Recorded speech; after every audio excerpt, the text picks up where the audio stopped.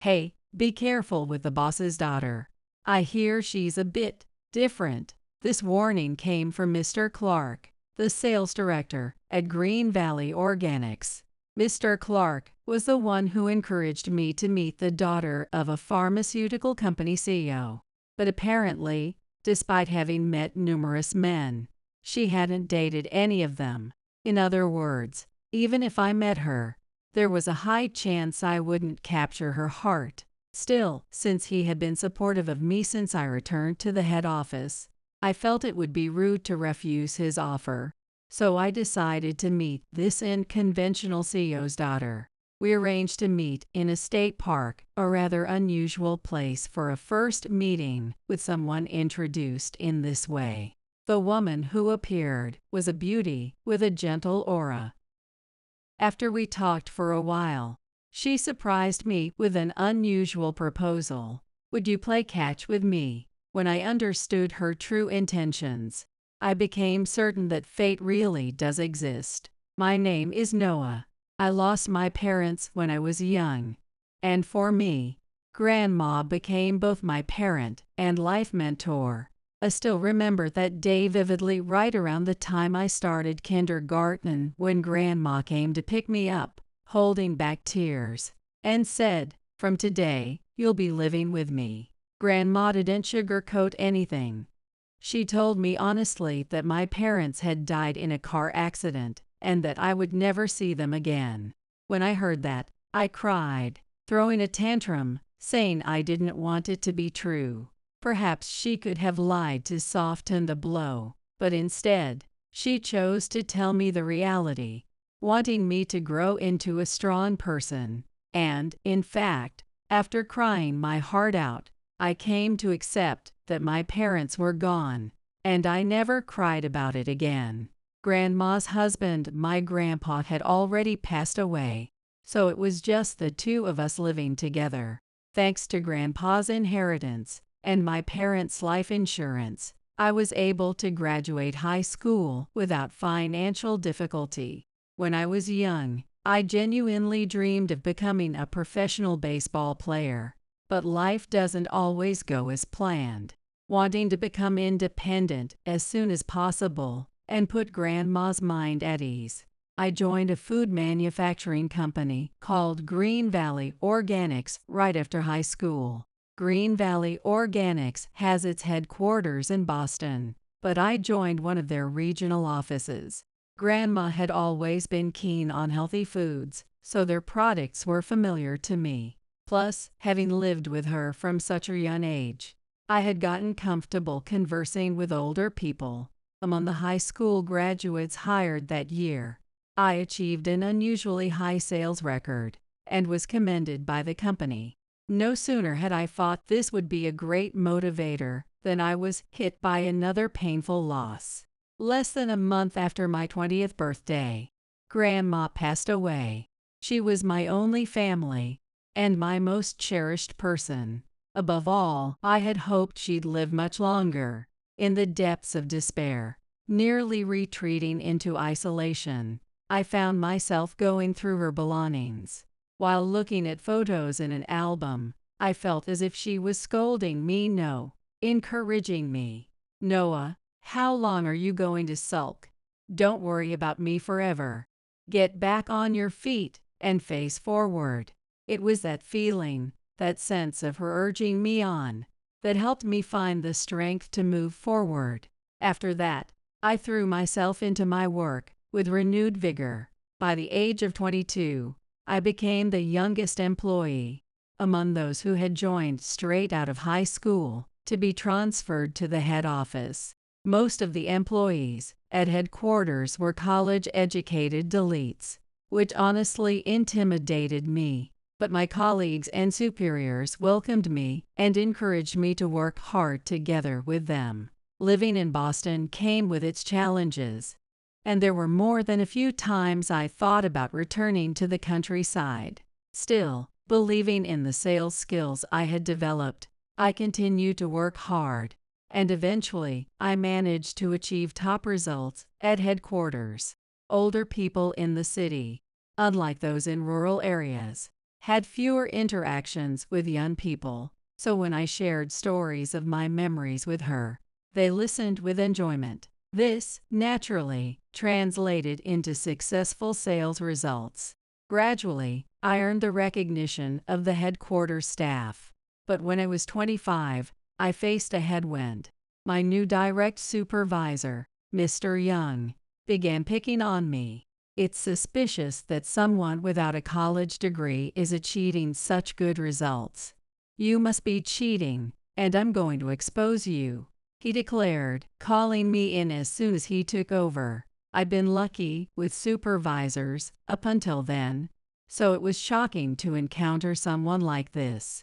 But since I hadn't done anything dishonest, I continued to do my job while outwardly playing the role of the obedient subordinate. Perhaps frustrated by the lack of evidence of wrongdoing, Mr. Young, 6 months after taking his post, came up with an unexpected suggestion. I think Noah's sales skills would shine most in regions with a high elderly population, so why not have him work at a branch office instead of headquarters? Mr. Young seemed to be well liked by higher-ups, and his proposal was accepted. My colleagues, supportive of me, recognized it as pure jealousy, but I felt it would be better to be sent to a regional branch than to work under Mr. Young's thumb, so I accepted the transfer without protest. For the next 4 years, rather than letting myself get discouraged, I impressed my branch office colleagues multiple times with outstanding sales results. Refined from my experience in Boston, I was particularly successful in sales to elderly customers, and even received requests from other branches to lead training sessions for young employees who struggled to engage with older clients. After leading such training sessions as part of my duties, in the fall of the year I turned 29, I received another transfer order to return to headquarters. As it turned out, Mr. Young had been demoted due to poor performance and had resigned from the company. Thinking I'd be able to work comfortably now, I returned to the head office as one of the sales team leaders. While several members of my team were older than me, they treated me respectfully, recognizing my accomplishments both in the regional office and my prior sales results at headquarters. About 2 months after I turned 30, I was summoned by Mr. Clark, the sales director. Mr. Clark, like me, hadn't gone to college but had risen to his current position through his own skills, and he had taken a liking to me since my return to headquarters. So here's the thing, he started in his usual casual tone. The president of CureWell Biosciences said he'd like to introduce you to his daughter. He specifically asked if we could arrange a match for her with Noah White from our company. Do you know the president of CureWell Biosciences by any chance? I shook my head, having no clue. CureWell Biosciences was a company Grandma had occasionally bought from for things like pain relief patches and cold medicine, but that was as far as my connection went. The idea that the president's daughter had specifically chosen me as her match. At the very least, she seemed to know my name, though I couldn't begin to guess why. Seeing my puzzled expression, Mr. Clark lowered his voice. I looked into it a bit, and apparently the daughter at CureWell Biosciences is quite the unique character, despite being introduced to many men. If she decides they're not to her liking, she immediately cuts things off. But other than that, she's reputedly a real beauty, with a pleasant personality. I'm sorry I don't have the most important information, what she likes or dislikes, but maybe you could consider yourself lucky if you catch her eye and just go meet her. Mr. Clark was not the type to force his subordinates into any kind of meeting or obligation. So for him to call me in just to discuss this meant that this arrangement might be significant to the company. In other words, refusing outright didn't really seem like an option. If she were to turn me down, well, so be it. She'd apparently turned down quite a few others, so it wouldn't cause any major issue to add one more to the list. After a brief pause to consider, I decided to accept the meeting. When most people think of an initial meeting with a prospective partner, they probably picture a formal dinner at a luxury hotel, a family gathering, or maybe a quiet conversation left to the young couple themselves. But in the case of Curewell by Osai and Cesaris, Miss Garcia, it was different. She chose a state park with a large field for activities. Mr. Clark informed me she wants to go for a walk, so she asked that you come dressed for walking.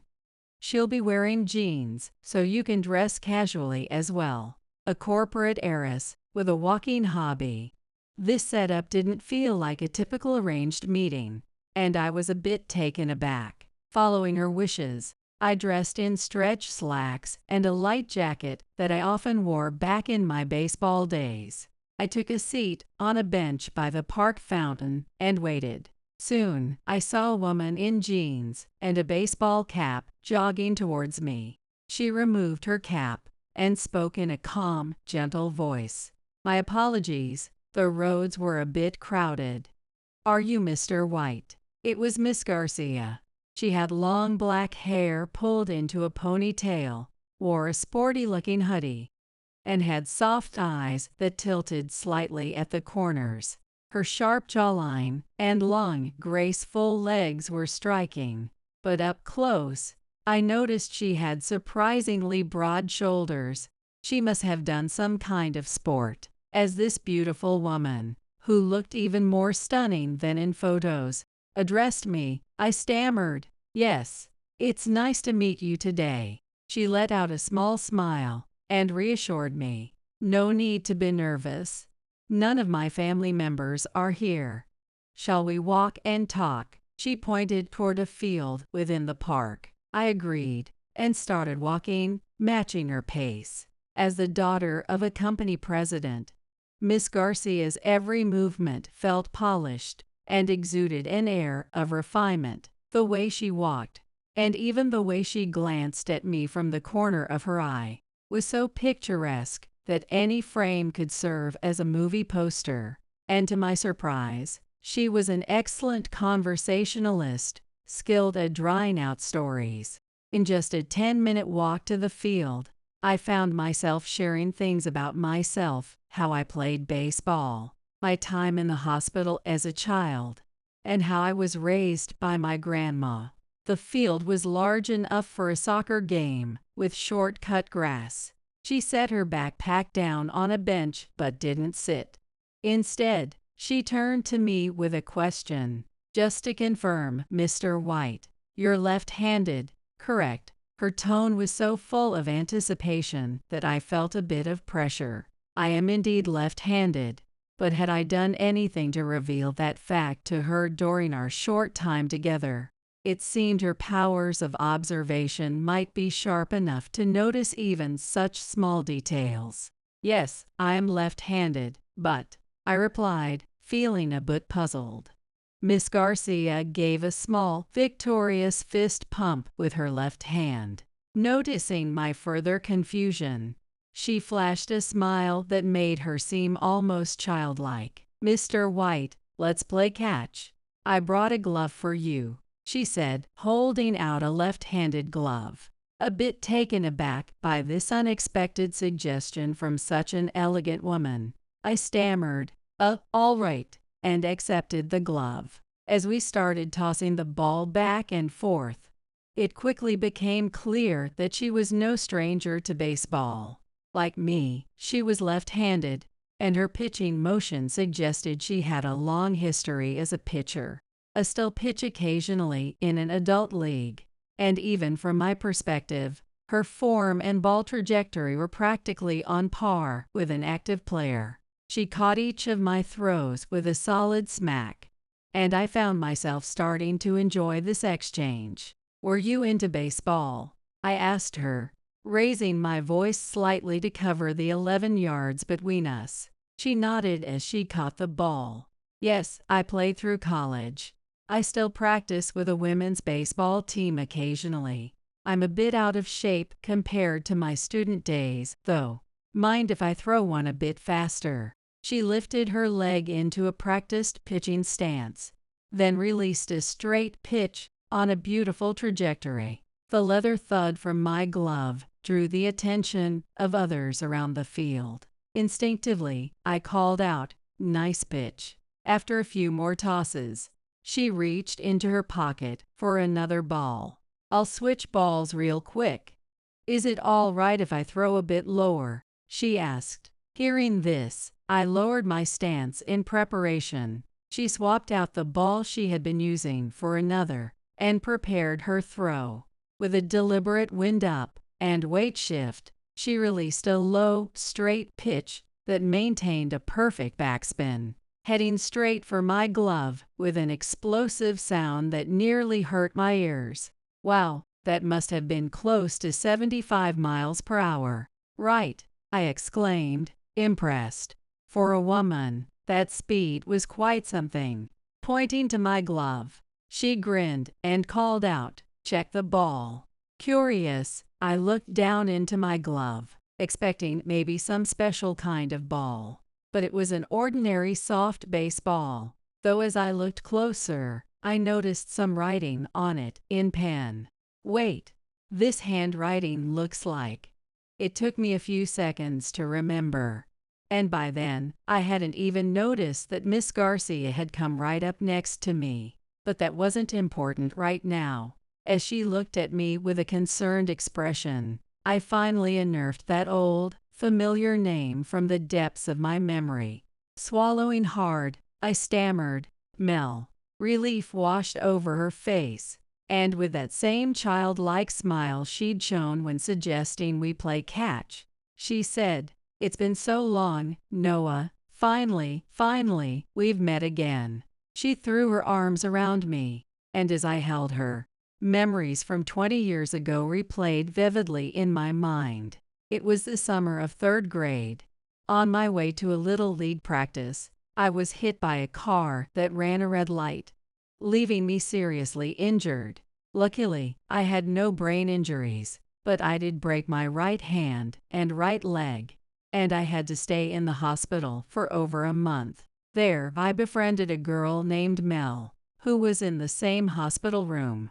Mel had short, ear-length black hair and a playful spirit. She would often hop out of her bed to come over to mine.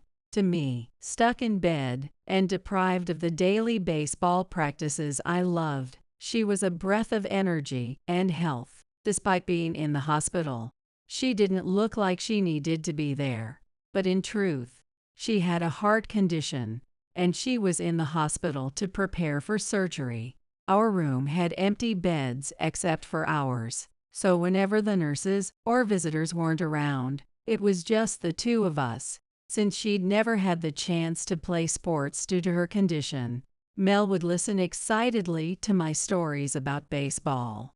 "When I get better, I'm going to play baseball too," she'd say with a bright smile, a face I can still recall so clearly. So I gave her a gift. I'd asked my grandma to sneak a baseball into the hospital for me. When Mel saw it, she thanked me with shining eyes. Then, with sudden inspiration, she said, "Hey, Noah, you should sign it. You're going to be a pro baseball player someday, right?" Somehow, she'd found a pen and handed it to me. Back then, I really did dream of becoming a professional player, and I'd even come up with my own signature for when that day arrived. Since my left hand wasn't injured, I was able to sign the ball, with Mel holding it steady for me. That was the first and only signed baseball I'd ever given to anyone. Afterward, I taught her how to throw a baseball, and we'd play as much as we could. But then one day, she suddenly left the hospital. A nurse told me she'd been transferred to a different hospital, but they didn't give me any further details. And now that girl from my past was standing in front of me as Miss Garcia. No one could blame me for being completely stunned. I gently patted her on the shoulder as she hugged me tightly and said, "Mel, It looks like the surgery was a success. I was amazed by that fastball. I'd been wondering about her ever since we parted, and finally, I had the chance to ask her. She lifted her head from my chest, apologizing softly. Sorry for disappearing so suddenly. My surgery, it was actually really complicated. They found another hospital that had equipment to increase the success rate, so I was transferred there immediately. After that, it was nothing but surgeries and rehab. It was tough, but I was able to keep going because of this ball you gave me. Her voice, filled with tears, was childlike, just as it had been all those years ago. Tears traced lines down her beautiful face as she continued. Her parents hadn't told her the name of her condition, but she'd overheard their conversations and knew she had a serious heart problem. She was afraid she might not live much longer and feared not only missing out on school like other kids, but also saying goodbye to her beloved parents, maybe forever. In the depths of her despair, I'd appeared in the same hospital room. I'd been stuck in casts on my right hand and leg, hardly able to move, but I'd told her over and over how much I wanted to recover quickly and play baseball again. I wanted to become a pro someday and give back to my grandma, who was raising me. She must have drawn strength from watching me hold on to my dreams and keep looking forward, even as I dealt with my own pain.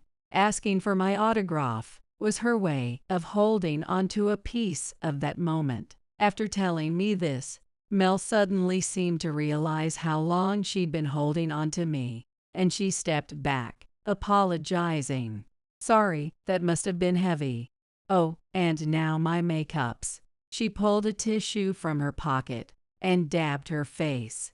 I guided her over to a nearby bench and asked her to keep sharing her story. The surgery went well, and rehab progressed smoothly. That's all thanks to you, Noah. I really wanted to thank you, but back then, she was only in first grade and didn't remember how to spell Noah White. All she had to go on was my name and that I played baseball. But she never gave up. She started playing baseball to show me how healthy she'd become, and she worked hard to fulfill her parents' expectations, hoping they'd help her find me one day. Now, as a refined young woman and a company president's daughter, Mel had managed to convince her dad to introduce her to men as potential marriage partners, men she thought might be me. She sought out anyone who fit the name Noah White and had played baseball as a kid. I lost count of how many guys I met this way. She laughed. Even coming here today, hearing you talk, I couldn't stop hoping. Hey, Noah, I got pretty good at baseball, didn't I? I thought if I was going to show you I was healthy, I'd better do it through baseball. So I started playing as soon as rehab was over. Her eyes sparkled as she spoke, and she was just like the Mel I'd known in that hospital room 20 years ago. Realizing this, she coughed and quickly looked away. Sorry, I just got so excited. I slipped back into how I talked as a kid. She looked embarrassed, but I shook my head. You don't have to be anyone else. Miss Garcia's graceful side is amazing, but with me, I want you to just be Mel. I'm really glad we could meet again. I wanted her to feel comfortable being her true self with me. Her cheeks turned bright red, and she said shyly, I'm glad you're happy, but well, since we're meeting under the pretense of a potential marriage arrangement. She covered her face with her hands, clearly embarrassed. After all the meetings and the years she spent searching for me, it felt like my turn to be brave. Gently placing my arm around her shoulders, I said, Mel, no, Miss Garcia, I feel we're really well matched. Would you officially go out with me? With the intent to marry, of course. I took this chance to express how I truly felt, and I used the word marriage deliberately. She raised her tear-streaked face and, with a voice trembling with joy, said, Thank you. I finally found you. and I'll do my best so you'll want to stay with me forever." She wrapped her arms around me tightly, and I held her close, feeling the tremors in her body. Now formally dating, we decided our first step would be to meet Melissa's parents, though I wanted to keep calling her Mel. She'd expressed a desire to preserve that name as a memory of our childhood, so from then on, I called her Melissa. There was always a chance her family might reject me outright, seeing me as just a stranger.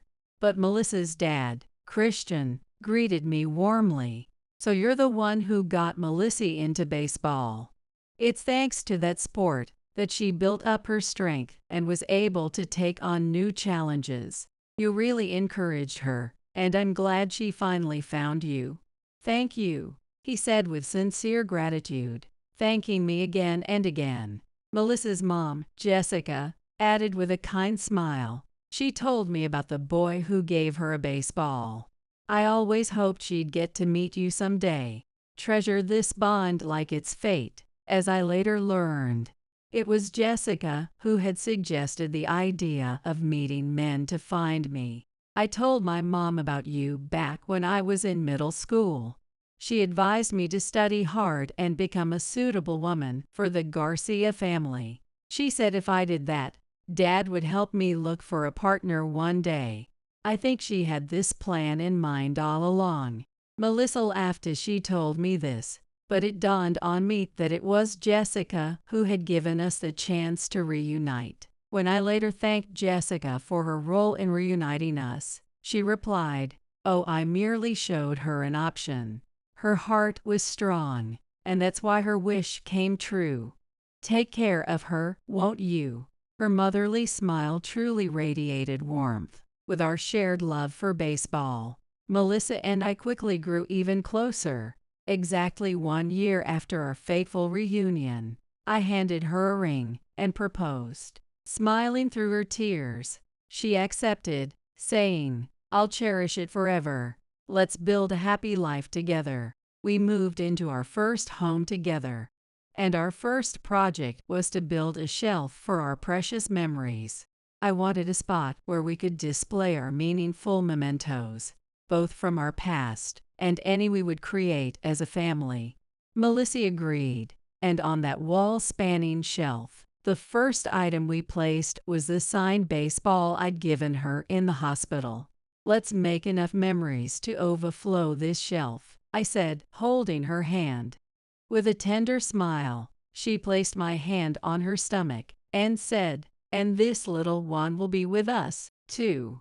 In that moment, she told me she was pregnant.